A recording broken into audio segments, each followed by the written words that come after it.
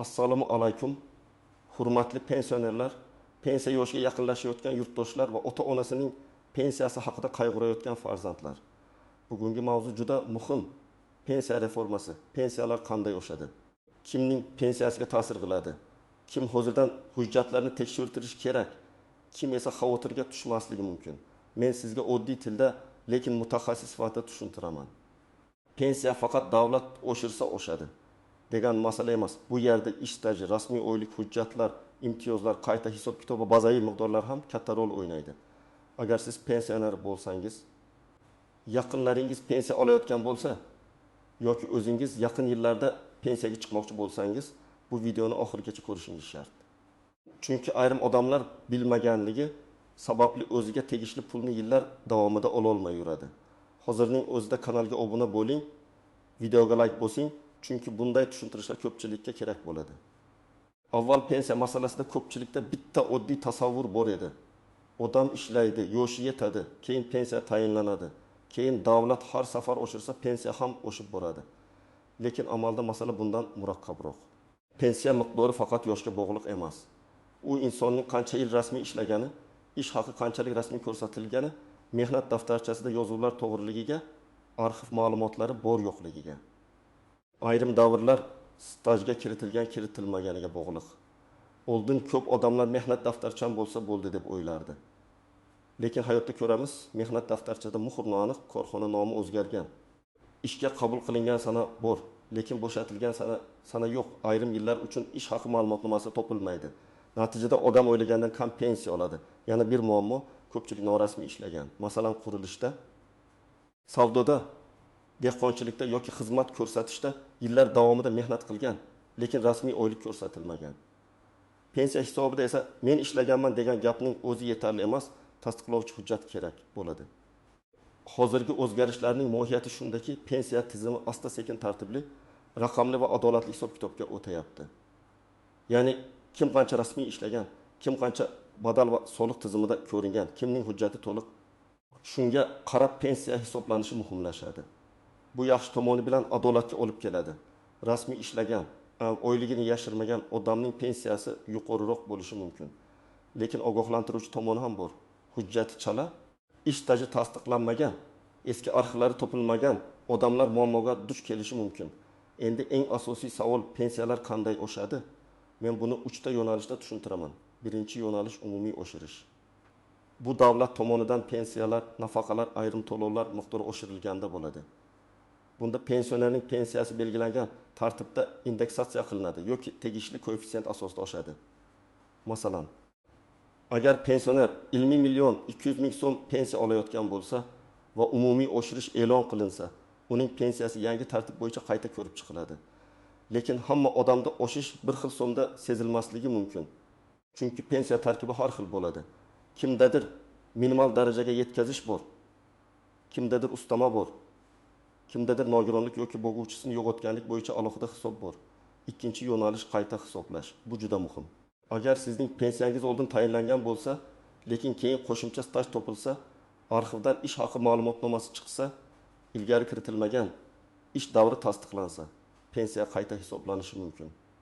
Mana shu joyda ko'pchilik yutadi yoki yutqazadi. Masalan, bir opa 1990 yillarda tikuvchilik fabrikasida ishlagan, lekin pensiya tayinlanayotganda o'sha korxonaning arxiv ma'lumoti topilmagan. Pensiya kamroq chiqqan. Keyin farzandi arxivga murojaat qiladi. Korxona hujjatlari tuman arxivga topshirilganini aniqlaydi. Ish haqi ma'lumotnomasi olinadi. Natijada pensiya qayta hisoblanadi va har oy biroz ko'proq pul tushishi mumkin. Ba'zida farq 1000 so'm bo'ladi, ba'zida 1000 ming, ba'zida undan ham ko'proq bo'lishi mumkin. Hammasi hujjat va hisob-kitobga bog'liq. Uchinchi yo'nalish rasmiy daromadning ahamiyati. Pensiya yoshiga hali yetmaganlar uchun bu juda muhim.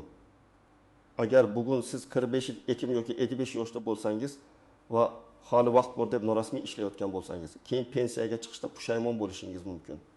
Chunki pensiya tayinlanadigan paytda sizdan qayerda ishlagansiz, qancha oylik olgansiz, bu qayerda ko'rsatilgan deb so'raladi. Agar oylik konvertda berilgan bo'lsa, soliq va ijtimoiy hisoblarda ko'rinmasa, u pensiya hisobida to'liq aks etmasligi mumkin. Bugungi norasmiy daromad ertangi past pensiyaga aylanishi mumkin. Birinchi navbatda pensiya yoshiga 25 yil qolganlar alohida hushyor bo'lishi kerak. Chunki ular hozirdan hujjatlarni tekshirib chiqsa, yetishmayotgan ma'lumotlarni topishga ulguradi. Masalan, erkak kishi 60 yoshga yaqinlashayotgan bo'lsa yoki ayol kishi 55 yosh atrofida bo'lsa, pensiyaga chiqadigan paytimda ko'raman demasligi kerak. Arxivdan ma'lumot olish ba'zan bir haftada bitadi, ba'zan bir oy, ba'zan esa bir necha oy cho'ziladi. Korxona tugatilgan bo'lishi mumkin. Hujjatlar boshqa tumanga ketgan bo'lishi mumkin, nomi o'zgargan bo'lishi mumkin. Shuning uchun oldindan tayyorlanish kerak. Ikkinchi guruh ko'p joyda ishlaganlar. Agar siz hayotingizda 5-6 ta korxonada ishlagan bo'lsangiz, har bir davr bo'yicha yozuvlar to'g'ri bo'lishi shart. Bitta joydagi 3 yil staj tushib qolsa ham pensiya miqdoriga ta'sir qiladi. Ayniqsa Sovet davrida 1990-yillar boshida. Xususiy korxonalar yangi paydo bo'lgan davrda ishlaganlar hujjatlarni alohida tekshirtirishi kerak. O'sha yillarda hisob-kitob tizimi bugungidek elektron bo'lmagan, ko'p narsa qog'ozda yuritilgan. 3-guruh ayollar. Ayollarda bola parvarishi, dekret ta'tili, uyda o'tirgan davrlar, qisqartirilgan ish vaqti, ayrim hollarda imtiyozli staj masalalari bo'ladi. Men ko'p holatda shuni ko'raman, ayol kishi 30 yil mehnat qilganman deb o'ylaydi. Lekin hujjatda 24-25 yil chiqadi. Sababi ayrim davrlar noto'g'ri rasmiylashtirilgan, ayrim ish joylarida buyruq nusxasi yo'q, ayrim yillarda ish haqi ma'lumoti saqlanmagan. Shuning uchun ayollar pensiya oldidan albatta o'z stajini tekshirtirishi kerak. 4-guruh norasmiy ishlaganlar yoki yakka tartibda faoliyat qilganlar. Savdoda ishlagan, bozor rastasida turgan, uyda tikuvchilik qilgan, ustachilik qilgan, taksichilik qilgan, lekin rasmiy ro'yxatdan o'tmagan odamlar pensiya masalasida eng ko'p qiynaladi. Chunki mehnat bor, lekin hujjat yo'q. Agar siz hozir ham shunday ishlayotgan bo'lsangiz, faoliyatingizni rasmiylashtirish haqida o'ylang. Bu faqat soliq masalasi emas, bu sizning keksalikdagi daromadingiz masalasi. Agar siz doimiy ravishda davlat tashkilotida yoki yirik rasmiy korxonada ishlagan bo'lsangiz, oyligingiz rasmiy bo'lgan bo'lsa, mehnat daftarchangizdagi yozuvlar toza, aniq bo'lsa, elektron tizimlarda ma'lumotlaringiz ko'rinsa, sizda xavf nisbatan kamroq. Lekin bu umuman tekshirmaslik kerak degani emas. Chunki hatto davlat tashkilotlarida ham xatolik bo'lishi mumkin. Familiya noto'g'ri yozilgan, sana adashgan, lavozim nomi tushib qolgan, buyruq raqami boshqa yozilgan. Agar siz allaqachon pensiya olayotgan bo'lsangiz va pensiyangiz muntazam oshib kelayotgan bo'lsa, baribir bir marta o'z pensiya ish hujjatingizni tekshirtirib qo'yganingiz yaxshi. Chunki ba'zan odam yillar davomida kamroq pensiya olayotganini bilmaydi. Menga shuncha chiqdi, demak to'g'ridir deb yuradi. Aslida esa bir davr stajga kiritilmagan bo'lishi mumkin. Birinchi misol. O'ylim 8 yoshli aka pensiyaga tayyorlanyapti. U 25 yil rasmiy haydovchi bo'lib ishlagan, keyin 7 yil xususiy firmada ishlagan. Mehnat daftarchasida xususiy firma bo'yicha yozuv bor, lekin firma tugatilgan. Agar u pensiya yoshiga yetganda hujjat izlashni boshlasa, kechikishi mumkin. To'g'ri yo'l.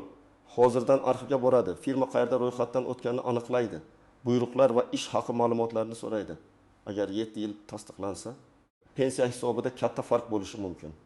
Agar tasdiqlanmasa, u 7 yil go'yoki yo'qdek ko'rinib qolishi ehtimoli bor. Ikkinchi misol, 62 yoshli pensioner ota 1 million 100 ming so'm pensiya oladi. U ilgari kolxozda ishlagan, keyin zavodda ishlagan. Pensiya tayinlanganda faqat zavoddagi yillari yaxshi tasdiqlangan, kolxoz davri qisman kiritilgan. Farzandi tuman arxiviga murojaat qiladi. Kolxoz bo'yicha hisob daftarlaridan ma'lumot topiladi. Qayta hisoblashdan keyin pensiya 1 million 2,5 ming so'mga chiqishi mumkin. Bu yerda 1,5 ming so'm o'z ko'rinishi mumkin, lekin yiliga 1 million 560 ming so'm bo'ladi. Pensiya uchun bu dori darmon, kommunal to'lov yoki oziq ovqatda katta yordam. 3-misol. 52 yoshli ayol uyda tikuvchilik qiladi. Buyurtma oladi, daromadi bor, lekin rasmiy emas. U men bolalarni katta qildim, erim ishlaydi. Menga ham bir pensiya chiqar deb o'ylashi mumkin. Lekin pensiya tizimi hujjatga qaraydi. Agar u hozir faoliyatini qonuniy rasmiylashtirsa, keyingi yillar kamida tizimda ko'rinadi. Bu kelajakda unga foyda berishi mumkin. Har bir yilni yo'qotmaslik kerak. 4-misol. Bir kishi yaxshi oylik oladi, lekin ish beruvchi rasmiy hujjatda eng kam miqdorga yaqin oylik ko'rsatadi, qolganini naqd beradi. Bugun xodim xursand, qo'liga ko'proq pul olyapti. Lekin ertaga pensiya hisobida rasmiy oylik past ko'rinsa, pensiya ham kutilganidek yuqori chiqmasligi mumkin. Shuning uchun men har doim aytaman, faqat bugungi daromadga qaramang, rasmayli kelajakdagi pensiyaning poydevori. Pensiya masalasida eng katta xatolardan biri hamma uchun bitta qo'ydi deb o'ylash. Aslida ayrim kasblar, ayrim toifalar, ayrim hayotiy holatlar bo'yicha alohida tartiblar bo'lishi mumkin. Masalan, zararli mehnat sharoitida ishlaganlar, ayrim tibbiyot, ta'lim yoki sanoat yo'nalishida mehnat qilganlar, nogironligi bo'lgan shaxslar, o'quvchisini yo'qotgan oilalar, harbiy xizmat yoki unga tenglashtirilgan xizmat davrlari bo'yicha maxsus masalalar chiqadi. Bu holatlarda oddiy staj hisobidan tashqari qo'shimcha tekshiruv talab qilinadi. Yana bir nozik jihat familiya, ism, otasining ismi o'zgarishi, ayniqsa ayollarda turmushga chiqqandan keyin familiya o'zgaradi. Mehnat daftarchasida eski familiya, pasportda yangi familiya bo'lsa, hujjatlarni bog'lovchi nikoh guvohnomasi yoki familiya o'zgarganini tasdiqlovchi hujjat kerak bo'lishi mumkin. Aks holda arkadagi ma'lumot sizga tegishli ekanini isbotlash qiyinlashadi. Yana bir muammo tug'ilgan sana yoki ism bir harf bilan farq qilishi. Masalan, hujjatda Abdullayev deb yozilgan, boshqa joyda Abdullayev deb yozilgan. Yoki matluba o'rniga matluba opa kabi noto'g'ri yozuvlar bo'ladi. Ko'pchilik bu mayda narsa-ku deydi. Lekin hujjat ishida bunday mayda ko'ringan xatolar katta to'siq bo'lishi mumkin. Shuning uchun har bir yozuvni tekshirish kerak. Pensiya oshishi haqida gap ketganda yana bitta muhim narsani tushunish kerak. Hamma oshirishlar avtomatik siz kutgan darajada bo'lmaydi. Masalan, davlat umumiy tartibda pensiyalarni oshirsa, sizning kartangizga tushadigan summa albatta ko'payishi mumkin. Lekin agar sizda oldin minimal darajaga yetkazib beruvchi qo'shimcha bo'lgan bo'lsa, hisob-kitob tarkibi boshqacha ko'rinishi mumkin. Shu sababli qo'shnimniki 200 mingga oshdi, meniki 100 mingga oshdi, demak menga nohaqlik bo'ldi deb darrov xulosa qilmaslik kerak. Avval pensiya turi, staj, oylik koeffitsiyenti, ustamalar, imtiyozlar va oldingi hisobni solishtirish kerak. Yana bir xavfli holat, odamlar ijtimoiy tarmoqlarda tarqalgan har xil xabarlarga ishonib qoladi. Hamma pensionerga falon pul berilar ekan. Hujjat topshirsangiz qo'shimcha pul chiqar ekan. Yangi reformada hammaning pensiyasi 2 barobar bo'lar ekan degan gaplar ko'p tarqaladi. Men ekspert sifatida aytaman, har qanday xabarni rasmiy manbadan tekshiring. Mahalla, pensiya jamg'armasi bo'limi, My.uz, davlat xizmatlari markazi yoki tegishli tashkilotlarning rasmiy sahifalariga qarang. Mish-mish bilan hujjat topshirilmaydi. Mish-mish bilan pensiya oshmaydi. Endi eng kerakli qism. Siz hozir nima qilishingiz kerak? Men buni bosqichma-bosqich aytaman. Birinchi qadam, mehnat daftarchangizni toping va har bir sahifasini tekshiring. Ishga qabul qilingan sana bormi? Bo'shatilgan sana bormi? Buyruq raqami yozilganmi? Korxona muhri bormi? Lavozim nomi aniqmi? Yozuvlar o'chmaganmi? Agar biror joyda noaniqlik bo'lsa, uni hozirdan aniqlang. Pensiya yoshiga yetib shoshilinch yurishdan ko'ra bugun tekshirtirgan yaxshi. Ikkinchi qadam, ish joylaringiz ro'yxatini tuzing. Qog'ozga yoki daftarga yozing. Qaysi yili qayerda ishladingiz? Korxona nomi qanday edi? Hozir u korxona bormi? Nomi o'zgarganmi? Qaysi tumanda joylashgan edi? Masalan, 1995-1992 yillar maktabda o'qituvchi, 1997-1998 yillar tikuv fabrikasida usta, 1998-2005 yillar xususiy korxonada hisobchi. Shu ro'yxat keyin arxiv izlashda juda yordam beradi. Uchinchi qadam, arxiv ma'lumotlarini tayyorlang. Agar eski korxona yopilgan bo'lsa, uning hujjatlari tuman yoki shahar arxiviga topshirilgan bo'lishi mumkin. Davlat xizmatlari markazi orqali yoki bevosita arxivga murojaat qilish mumkin. Murojaatda aniq yozing. Falon yildan falon yilgacha falon korxonada ishlaganimni tasdiqlovchi ish staji va ish haqi haqida ma'lumotnoma berishingizni so'rayman. Iloji bo'lsa, pasport nusxasi, mehnat daftarchasi nusxasi, eski guvohnomalar, buyruq nusxalari bo'lsa ilova qiling. 4-qadam. Pasport va shaxsiy ma'lumotlarni moslashtiring. Ism, familiyangiz barcha hujjatlarda bir xil yozilganmi? Tug'ilgan sanangiz to'g'rimi? Nikoh guvohnomasi kerakmi? Ajrim yoki familiya o'zgartirish hujjati kerakmi? Bularni tekshiring. Ayollar ayniqsa bunga e'tibor bering. Chunki eski familiyadagi ish stajini yangi familiyadagi shaxs bo'lish uchun tasdiqlovchi hujjat kerak bo'ladi. 5-qadam, pensiya bo'limiga oldindan maslahatga boring. Men pensiyaga chiqishimga hali 2 yil bor. Hujjatlarimni tekshirtirmoqchiman deb murojaat qiling. Ko'p odamlar pensiya bo'limiga faqat oxirgi oyda boradi. Keyin yetishmayotgan hujjat chiqsa asabiylashadi. Oldindan maslahat olsangiz, sizga qaysi hujjat yetishmayotgani, qaysi davrni tasdiqlash kerakligi, qaysi ma'lumotnoma foydali bo'lishi aytiladi. 6-qadam. Rasmiy ishlayotganingizga ishonch hosil qiling. Ish beruvchingiz bilan mehnat shartnomangiz bormi? Oyligingiz rasmiy ko'rsatilyaptimi? Sog'liq va ijtimoiy tizimlarda siz xodim sifatida ko'rinyapsizmi? Buni tekshirtiring. Agar siz yakka tartibda ishlasangiz, faoliyatingizni qonuniy yo'lga qo'ying. Bugun biroz tartibga kirish ertaga pensiya hisobida sizga foyda beradi. 7-qadam. Pensiya olayotgan bo'lsangiz, qayta hisoblash imkoniyatini tekshiring. Agar sizda yangi hujjat topilgan bo'lsa, ilgari hisobga olinmagan ish davri tasdiqlangan bo'lsa, ish haqi ma'lumotnomasi topilgan bo'lsa, pensiya bo'limiga yozma ariza bering. Arizada aniq yozing. Yangi taqdim etilayotgan hujjatlar asosida pensiyamni qayta hisoblab berishingizni so'rayman. Hujjat nusxalarini ilova qiling. Arizangiz qabul qilinganini tasdiqlovchi qayd yoki raqamni olib qo'ying. 8-qadam. Og'zaki gap bilan cheklanib qolmang. Har qanday muhim masalada yozma murojaat qiling. Chunki falon xodim menga shunday degan gap keyin isbot bo'lmaydi. Ariza bering, ro'yxatdan o'tkazing, javobni yozma oling. Agar javob tushunarsiz bo'lsa, yuqori turuvchi organlarga yoki huquqiy maslahat markazlariga murojaat qilish mumkin. 9-qadam. Kartaga tushayotgan pensiyani kuzatib boring.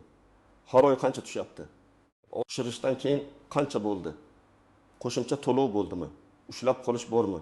Buni yozib boring. Ba'zan pensionerlar pul tushganini biladi, lekin tarkibini tushunmaydi.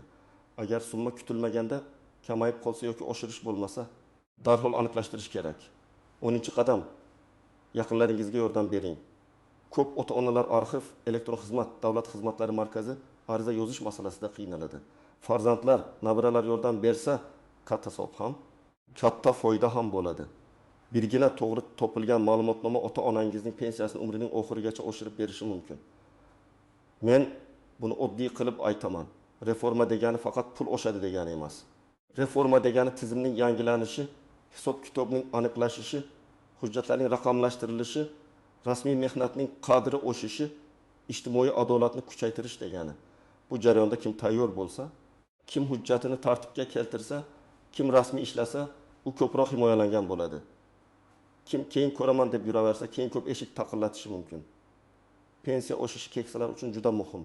Chunki oziq-ovqat narxi, dori-darmon, kommunal to'lov, kiyim-kechak, transport xarajatlari bor.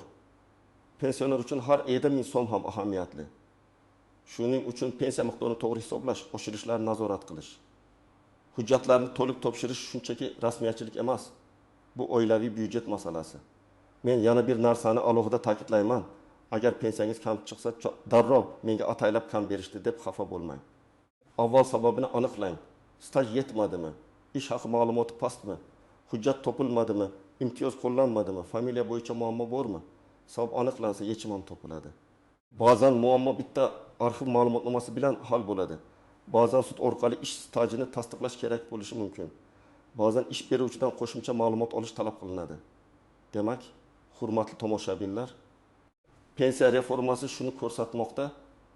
Endi har bir inson o'z mehnat tarixiga befarq bo'lmasligi kerak. Pensiya qanday oshadi?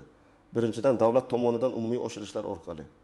Ikkinchidan, hujjatlar to'liq bo'lsa va yangi ma'lumotlar topilsa qayta hisoblash orqali.